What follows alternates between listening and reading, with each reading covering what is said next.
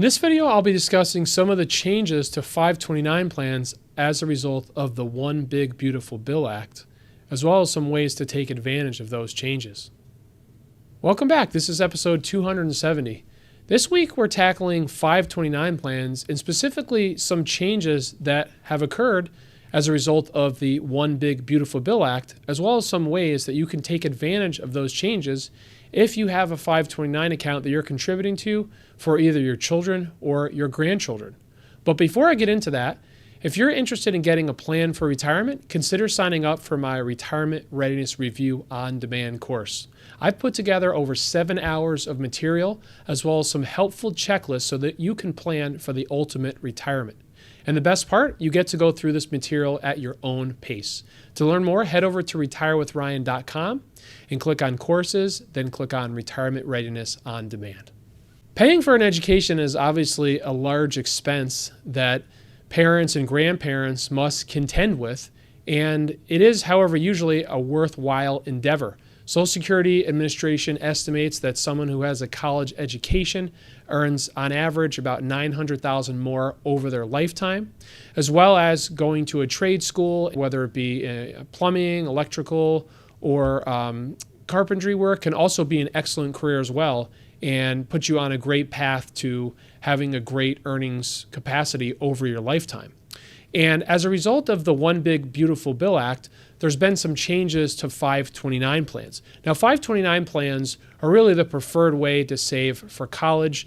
The reason being that you contribute to a 529 plan. Unfortunately, you don't get a tax deduction for the most part. There are some states that will offer you a small state tax deduction, but you don't receive a federal tax deduction. However, the money when it's in the 529 plan is growing on a tax-deferred basis.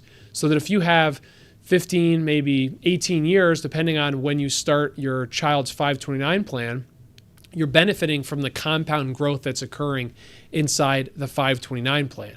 And when you take the money out, if you're using it for college expenses, which is predominantly why people have 529 plans, it's a tax-free withdrawal.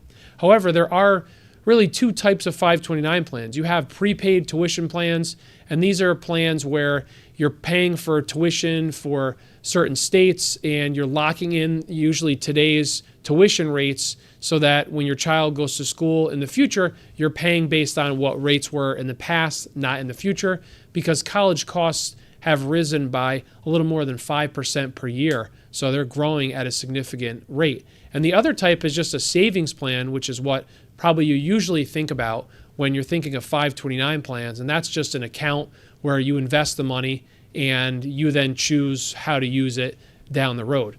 But there have been some changes, and I said before, normally you're thinking 529 plan, you're thinking college, but there has been the ability for a little while now to take money out for K through 12 tuition. So currently you're allowed to take out $10,000 per year for K through 12 tuition. But that is one thing that's changed as a result of the One Big Beautiful Bill Act. That has now been increased to $20,000. So that allows you to pay for K through 12 tuition and pay for, out of the 529 plan, up to $20,000 per year. And this new limit is effective January 1st, 2026. So for this year, it still is $10,000, but next year it's going up to $20,000. Another change also has to do with what you can use the money for. So as a result of the One Big Beautiful Bill Act, you can now use it for other post-secondary expenses. So you could use it for going to a trade school, paying for an HVAC certification, a cosmetology school. As I mentioned before, a trade school can be an excellent investment for your child's future, and now you can use money out of a 529 plan to pay for more of these potential schools. So the program, to qualify, the program must meet the following requirements. That is the school that you're going to be paying for your child to go to. It must be a program that's authorized by the Workforce Innovation and Opportunity Act. The program must lead to a military credential, and the program must be approved by the federal or state government. So if it meets those qualifications, it's an approved withdrawal that you can take from your 529 plan. Now, if you ever need to take non-approved withdrawals from a 529 plan, it's important to note that you would pay taxes on the gains on the money in the 529 plan, and you would pay a penalty.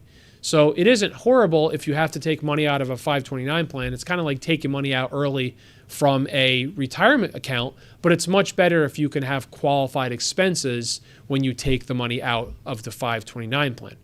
Another change is that there's more K through 12 expenses that are eligible for penalty-free withdrawals. So there's more options to use the money for K through 12 expenses. Obviously, tuition is one of them that we talked about, but now there's other choices such as books or instructional materials, online education materials, tutoring from a qualified professional, that's a big one, fees for standardized exams such as SAT or ACT, as well as educational therapies for children with disabilities. So this opens up a much broader range of options as far as using the 529 plan for those K through 12 expenses. And unlike the doubling of the tuition expense that starts January 1 of 2026, this expense actually is effective to be able to use the money and take it out for these expenses, I should say, as of July 5th of this year. So, we're past July 5th. You could use the money now to take out for penalty-free withdrawals to use for these types of expenses. And the last change that really occurred has to do with the new Trump accounts, which I've talked about in prior episodes, but that was also a result of the One Big Beautiful Bill Act. As I said in prior episodes, the Trump account is a way that you can potentially get some extra money for your child, and you can qualify it for up to $1,000 from a government contribution. And then you also have the ability to put in more money above and beyond that. It's $5,000 per year on an after-tax basis. And then at 18, the child can use the money. So it's debatable whether or not these Trump accounts are better than 529 plans. In a lot of instances, the 529 plans are probably better because of the fact that you can have access to them before 18. Also the fact that they don't become the child's at 18. So if you don't want your child getting all the money from the Trump account at 18, a 529 plan could be better.